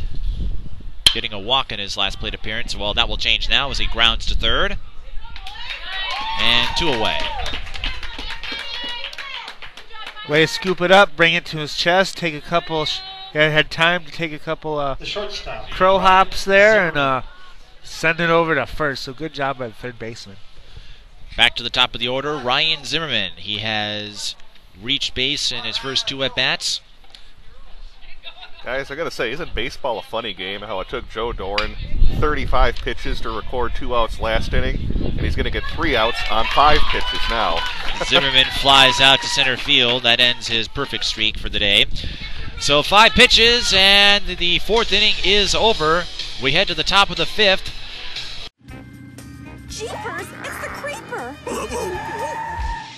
What do we do now? It's a mystery. I know. Like a good neighbor, State Farm is there. Zoinks! It's Lucy, like our favorite State Farm agent lady. Hi, gang. I'll handle it. And that's not really a monster. Creeper! Mr. Carswell! You meddling kids. State Farm takes the mystery out of dealing with insurance. Get to a groovier state. Reggie, why aren't you eating? Like these insurance bills are so high, I've lost my appetite. I am freaking out. Mysteriously high rates can be stressful. Switch to State Farm for discounts up to 40%. Get to a groovier state. Shop and save with Brandy Warmbeer State Farm Insurance Office in Eden Prairie. A local connection at a lower cost. BrandyWarmbeer.com. Just remember, this time a year ago, it was 98 degrees. That's funny, the PA announcer just brought that up, the anniversary of that very hot day, and funny how that works. 98 degrees 1 year ago today, and now it's, what, like 52 degrees outside? Yeah, man. I remember getting all those drinks for everybody, little teas, and everybody in the whole press box was drinking them. And we should say we were actually covering a track meet on this day last year, and it was 98 degrees. Over at the football stadium. Ground out for Dan Sullivan, a 6-3. And Dan Lotes continuing his surgical precision at the mound. Troy Peterson. Both pitchers worked fast except for the last inning there for Doran, but looks like we're speeding along pretty quickly here. Well, Lotes has been pretty efficient throughout. And he gets Peterson to foul that one. That will head outside the field. You guys aren't familiar here with the stadium. You get a foul ball into your little kid and bring it back to the press box, you get a blow pop. And a Windows update. 2 strikes to Troy Peterson. Peterson struck out in his last appearance. 9 strikeouts overall for Lotes. A grounder that just goes past the hole, and Peterson gets the 3rd hit of the game for the Hornets. They have not reached base often. Good job of going the other way, and second baseman could not just get there. We'll go back to the top of the order. Dylan Malmquist. Dylan Malmquist, he's 0 for 2 with a ground out and a strikeout. In case you're wondering, we do pay Mike in blow pops, though. Each inning is a blow pop for Mike Peden. That could be taken in so many ways. Bunt. Good job. Oh, but it goes foul. Not a bad strategy there for Edina to go with small ball here against Dan Lotes, who's really settled in. They're only down by 2 runs, so well, you can get that guy in from first base, make it a 3-2 game, and put some pressure on in the 6th or 7th inning when you can hopefully get Dan Lotes out of the game. Here's a quick stat for you. How many licks does it take to get to center of a blow pop? Wow, the pickoff attempt goes wide, and that will allow Peterson to advance to second. He'll round for third and get there safely. There was nobody covering third. Peterson spotted that. Lotes had to get over there, but because they had such a tough time handling the ball, it may have been caught in the fence. Peterson calmly runs to third base, and now he is 90 feet away from scoring. Yeah, there's miscommunication there from Eden Prairie. Mike, no one covering third base, and good heads-up base running play there for Edina. Very good here. Now, all Edina, it's tougher said than done, but all he has to do is get a fly ball to the outfield. Look out! and Peterson will come in and score. Or that'll do it too. A wild pitch, and Peterson comes in. Malmquist doesn't have to do anything. Hey, whatever it takes to get that run in, and now Edina in business here with Dylan Malmquist. Let's see if he can try to take advantage of a little wildness here from Dan Lotz. Still just 1 out in the 5th inning, and Malmquist, a very good athlete who is actually going to be playing hockey at Notre Dame in a couple of years. Trying to see if he can get his baseball bat going here against suddenly wild Dan Lotz. A base hit from Peterson turns into a run through unusual means, and Malmquist swings and misses. It's 1-2. Clay's doing a good job of trying to settle him down after that wild pitch. Brett, you had a foreboding of sorts there when you mentioned how funny of a game baseball is. You don't see too many runs scored in that fashion. That's the way it happens sometimes. It's an unpredictable game. The beauty of untimed sports. 2-2 to Malmquist. Grounder to first. That one fielded cleanly, and 2 down.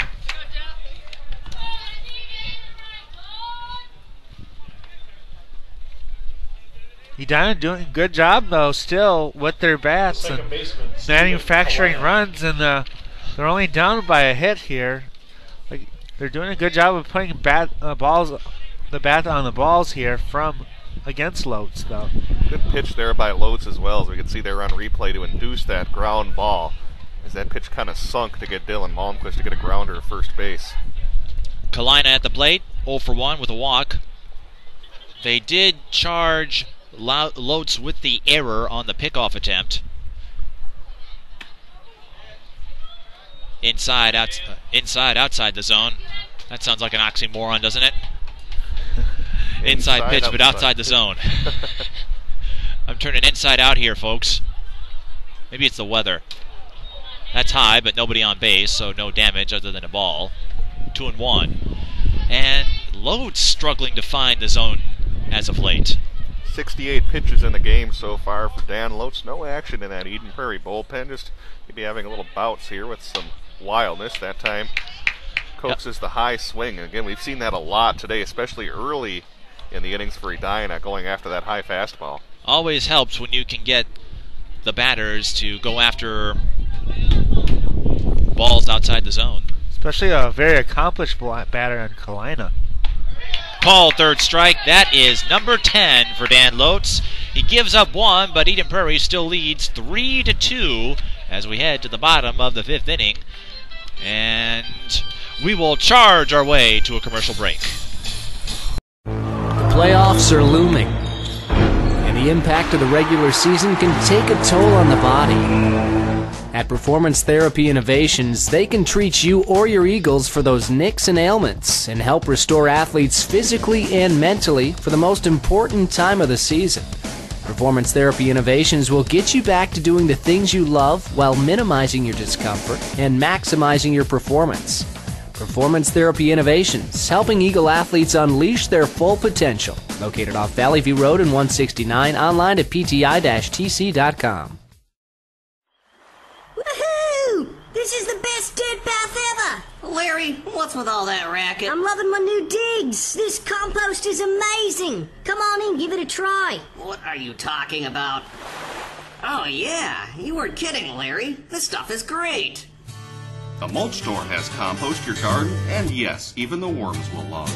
Stop by any of the mulch store locations in Burnsville, Minnetrista, Rosemount, and Shakopee to pick up the best compost in the Midwest. Online at mulchstoremn.com. Also shop rocks, seed, soil, edging, and more. Now's the time to make your neighbors green with envy. Store locations in Burnsville, Minnetrista, Rosemount, and Shakopee. Leading off for the Eagles in the bottom of the 5th. It's a beautiful day out here, and it's a beautiful day in the neighborhood. Would you be mine? I'll take you on the trolley there, Mike. We'll go to Land of Make Believe after the game. We'll feed some fish along the way. Oh, yeah, there you go. Corey Binger at the plate. He takes strike one, hits that one to left field, and getting under that easily is Hunzelman for the out. Again, very economical work here from Joe Doran. Just 5 pitches last inning. And this time's able to retire the hitter on just 2 pitches. Jack Clays at the mound. He and Ryan Zimmerman are members of the Friends Forever group at Eden Prairie, a group that provides opportunities for special education students to connect with their peers. And connecting with a strike is Joe Doran, 0-1. Mike, you're my friend forever. Mine too.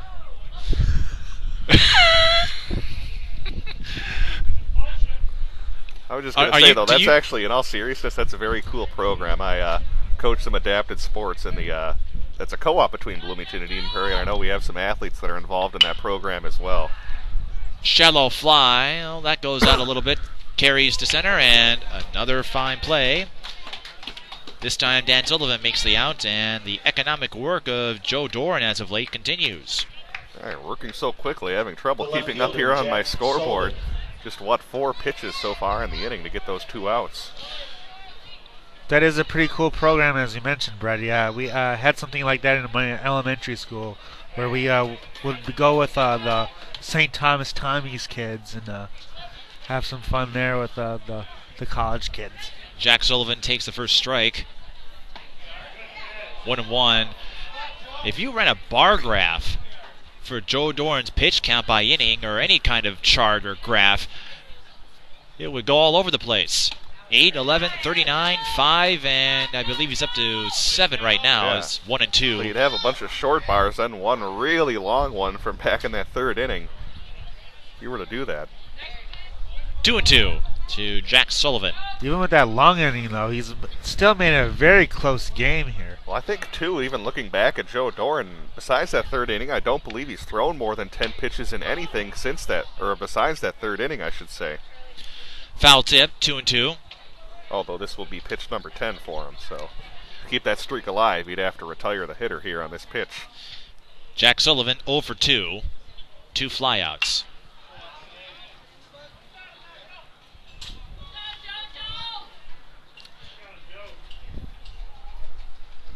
Actually, I should say 1 flyout and then a force out to end the 3rd inning. Strikeout for Joe Doran, and that is his 2nd of the game, and needs a little more than 10 pitches, but that line graph will remain in erratic fashion in any case. And we will twist and shout our way to the top of the 6th inning when we come back. The playoffs are looming, and the impact of the regular season can take a toll on the body. At Performance Therapy Innovations, they can treat you or your Eagles for those nicks and ailments and help restore athletes physically and mentally for the most important time of the season. Performance Therapy Innovations will get you back to doing the things you love while minimizing your discomfort and maximizing your performance.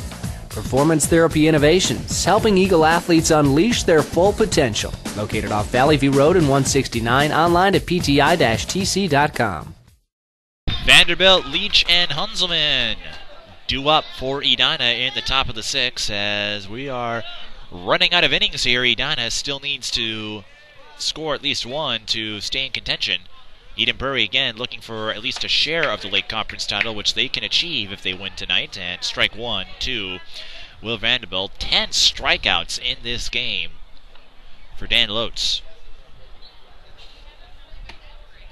1 earned run and 1 unearned run, I believe, after a pickoff attempt went into the fence near the right field dugout.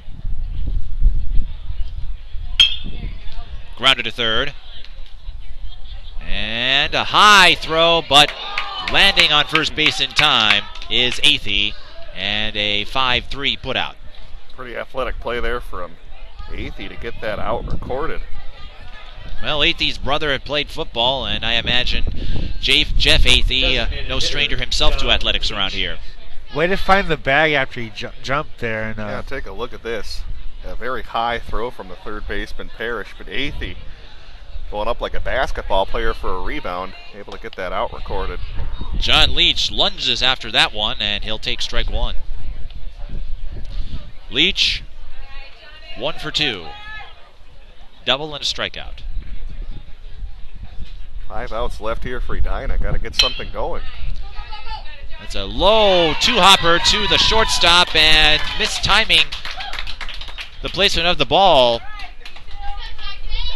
was Zimmerman. So I believe that it will be another error. That will be an E6, and Leach advances to first. Take a look at Zimmerman again. Another ball that kind of takes a weird hop near that infield dirt, giving the Eden Prairie infielders some trouble. And Edina's in business getting that runner on first base with 1 out. Interesting to see what their approach is right here. They've shown some inklings to go with small ball. It'd be kind of risky here to do this with just 1 out. But we'll see what they end up doing as they get a pinch runner out there. We are seeing some uncommon errors by the Eagles, though, and that's just very uncommon for them. And usually they're pretty tight up the middle there. John Libby, the pinch runner, at first. And Lotz will check him up. Hunzelman's brought in the first run of the game back in the second inning, getting an RBI single. They just threw over there to see if he was going to show bunt early. Foul, and that will head to the parking lot. Really turned on that.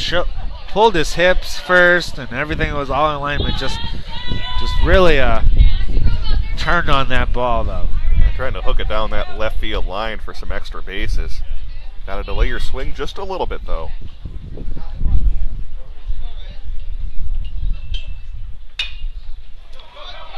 Short chopper, and that will advance the runner. So a ground out for Hunzelman.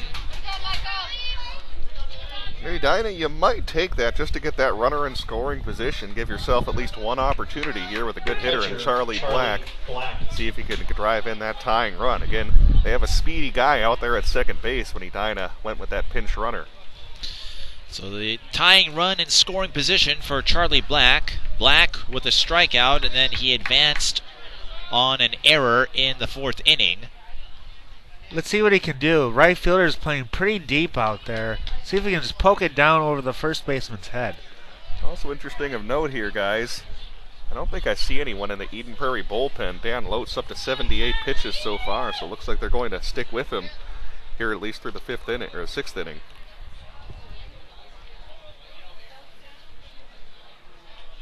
Well, his overall body of work has been impressive in this game as Black swings and misses for strike 1. 10 strikeouts for Lotz, and again, just 1 earned run at this point. I'm just so surprised that the right fielder is playing so deep. Usually he should be coming in, especially on a right-handed batter. Unless they have a report here on Charlie Black that he likes to go opposite field, that is an interesting strategy, Mike. If Black can get a hit down there, he takes strike 2. If Black can put one down the right field line, that would certainly bring in Libby. But Lotz has been tough to solve.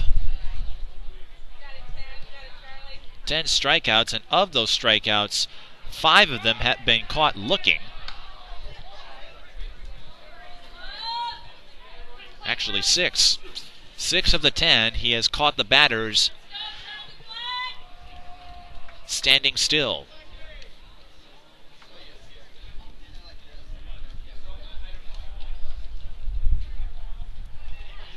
Big 0-2 pitch here coming up. Got to see if Charlie Black tries to protect. Comebacker. And that will end the inning. A fine play by Dan Lotz to get out of a jam, and Eden Prairie will try to get an insurance run as we head to the bottom of the 6th inning. And we'll take a break and see what Eden Prairie does. Stay current on what's going on in your local community. The Sun Current is a local community newspaper that serves several communities in the Southwest Metro, including Eden Prairie, Edina, and Bloomington. The Sun Current will keep you up to date with the latest comings and goings on your school board, city council, arts and entertainment, and community events. And make sure you check out their in-depth high school sports coverage featuring weekly articles on Eden Prairie, Edina, Jefferson, and Kennedy. From football and hockey to tennis and swimming, the Sun Current has your favorite team covered. Keep it local and visit the Sun Current website at current.mnsun.com. Here's the pitch. Athey, Wassenaar, and Gasman are due up for the Eagles. They lead 3-2 in the bottom of the 6th. Looking for some insurance runs.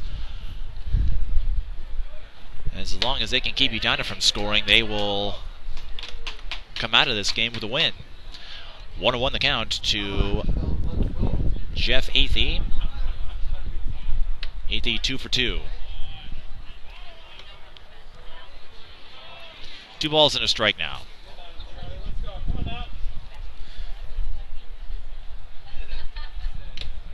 High, and Athey went swinging on that one, 2-2. Yeah, pulling a page out of the Dan Lotes playbook with a high fastball. Got him to go after that pitch to get strike 2. And how tough is it for batters to lay off of that? You mentioned you see a pitch high in the strike zone, you think you can go get it, then you find out it's too high, and, well, Jeff Athey will get a base hit just past the outstretched arm of the second baseman, Stephen Kalina. That was a tough play because it was hit hard enough where he could have moved in and got it, but he pedaled backwards and tried to get it on the short hop, and that ball was just scorched. Pinch running, Ryan Christensen. Ryan Christensen will come in as a pinch runner for Athey. And Athey, if this is the last inning of service for Eden Prairie's batters, Athey will finish the day 3 for 3. Good job for Jeff Athey being a good force there on the base pass here for Eden Prairie. Now or at the plate, I should say. Now they get a different guy on the base pass to get some more speed, try to get that insurance run. That's Christensen at first base. But it may be all for naught. Oh, wow. Boy. Another error on Troy Peterson.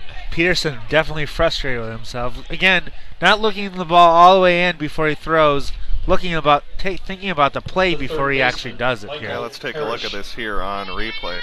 Boy, guys, the infielders just having a tough time in this game. Normally, Eden Prairie and Edina, both good fielding teams, but both sides have had trouble with their infielders.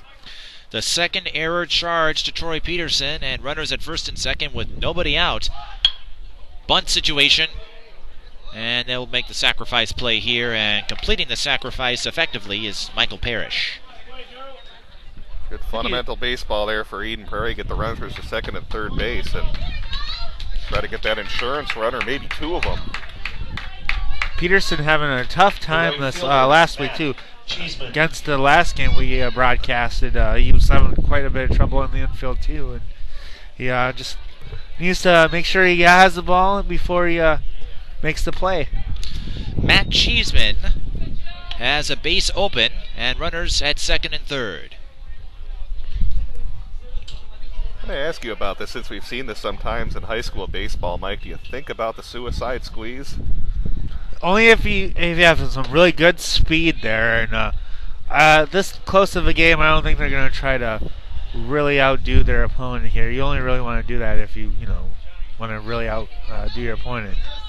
And with first base open, you can get a grounder even just to the outside of the infield area. That would bring in at least 1. Well, it's important to bring up too, Edina is playing with their infield in here in this situation.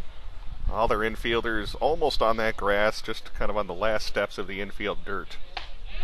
3-1 to Matt Cheeseman. Cheeseman reached on an error in the third inning and grounded out in the fourth. I'd say you take a chance and walk him here. That way you'll get a force out at every base. Yeah, don't want to give him a good pitch to hit here on a 3-1.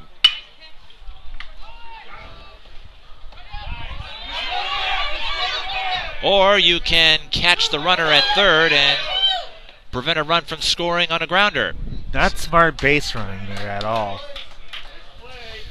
So Cheeseman advances to first base, and that would be a fielder's choice, I believe, to get the out at home. So Edina gets a blessing from the Eden Prairie side.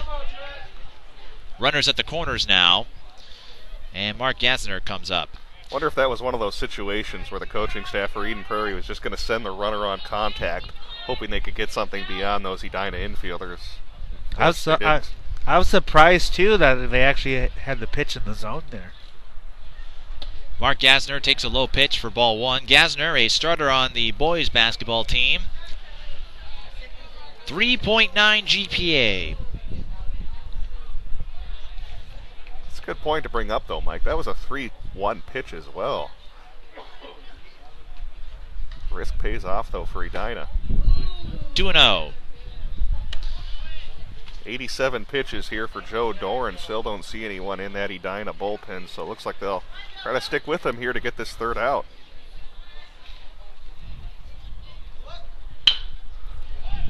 Short grounder. Fielded by the third baseman. The throw is low and goes into the fence, and a run will score. Here comes the second run. That throw will be not in time.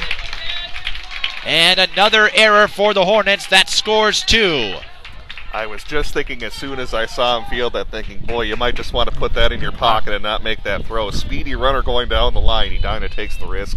And especially doesn't pay off. Yeah, they would have held the runner up at third. Definitely not hit it well at all. And just, yeah, you do want to just eat that. And I believe that was Peterson again. No, that was the third baseman. Oh, third baseman. Take a look at this here on replay. Boy, that's such a slow roller. I think you just got to put that in your pocket. He may have gotten him with an absolute perfect throw, but that's still a very high-risk play. So the error charge to Tyler Ekberg. That's the 4th on the Hornets. It's 5-2 now. That also takes away the force, too, here. Well, 2 out, so there's no force play to worry about in any case, but Eden Prairie gets a pair of insurance runs thanks to an error. That's the second error of the inning for the Edina defense. But it also leaves the runner in scoring position, though, Mike.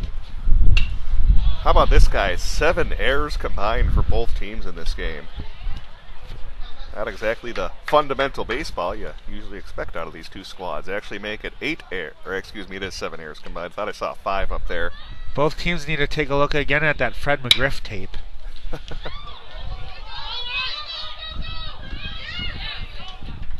And no error that time. Peterson cleans it up in time to get the force out at first base. So Ryan Zimmerman, I believe, grounds out, and we'll head to the top of the 7th. Edina needs at least 3 runs to stay in this game, and they only have 3 outs to do it. Can they pull it off? Stick around to find out the answer. Guys, this is my cousin Raj. Hey, boys, I just saved a ton of cash with my State Farm discount double check. So the brats are on me. Oh, geez. Crazy dream. Easy. You're going to wreck Bob's dream. By the way, how's that sausage pillow? Delicious scotch stick. Save with the discount double check today. Get to a better state. State Farm. Shop and save with Brandy Warmbier State Farm Insurance Office in Eden Prairie. A local connection at a lower cost. BrandyWarmbier.com.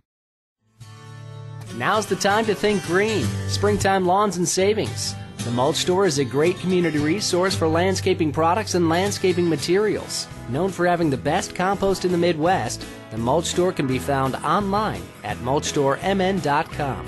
Browse and buy mulch, soils, grass seed, rocks, edging, and more. Everything you need to make your neighbors green with envy. mulchstoremn.com.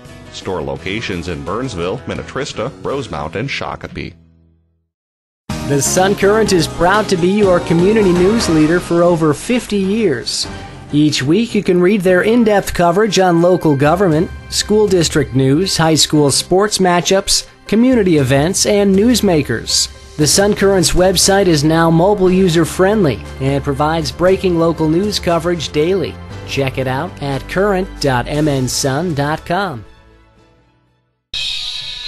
Edina will have the bottom of the order due up.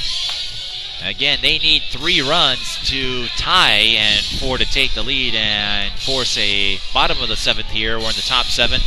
Tyler Ekberg, Dan Sullivan, and Troy Peterson will be the batters.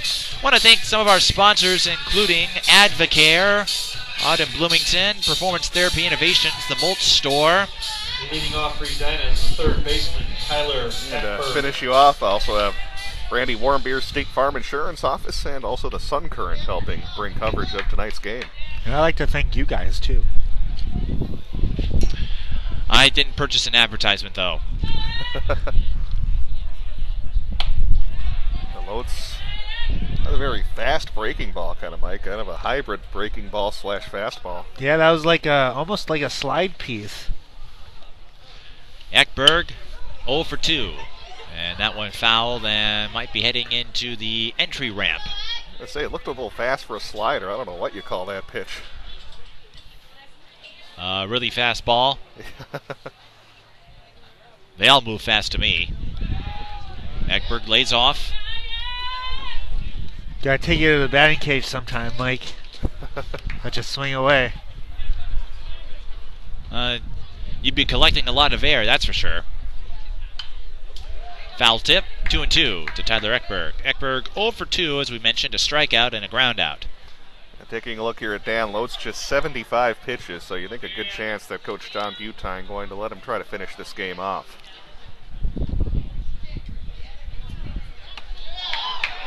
And he gets his 11th strikeout. Nice curveball, starts it in the middle and then breaks off to the outside. Very tough to lay off. The center fielder, Dan Sullivan. And Lotes 2 outs away from the win.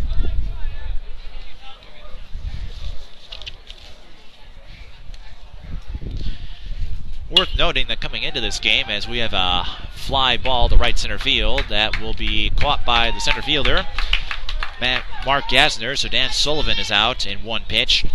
Lotes 3-1, looking to become 4-1. And he was 1 out away from doing so. Good communication out there in the outfield, showing that they're still awake here in these last innings, calling off the right fielder. So good job by the center fielder taking control of that ball. 1 out from at least a share of the Lake Conference title.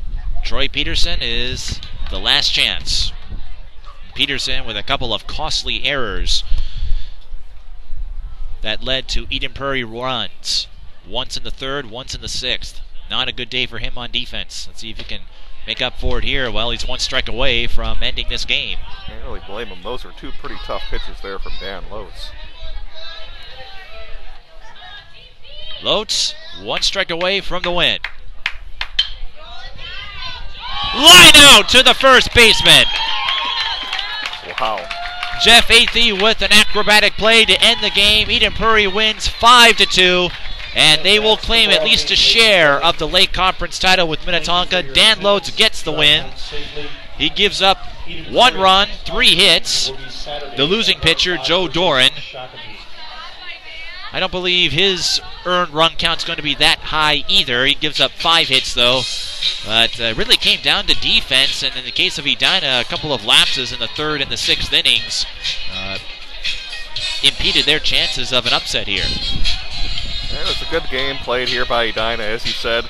Just that bad 3rd inning really came back to bite him, and some miscues defensively hurt him. But good job for them to battle through and stay in the game here against a very tough Eden Prairie squad. But they'll again have another close loss on their leisure. I believe almost all of their losses have been by 3 runs or less, and this one will certainly sting as well. But congratulations to Eden Prairie here in this one to win a share of the Lake Conference Championship, and not having a chance to win it outright. And how about Dan Lotes? 11 strikeouts, and again, just 1 earned run. And for the most part, his location was on point, and just about everything else was on point from him today. Definitely, and let's watch out for Edina. Once they shore up their defense, if they shore up their defense, they're going to be a tough competitor in the playoffs.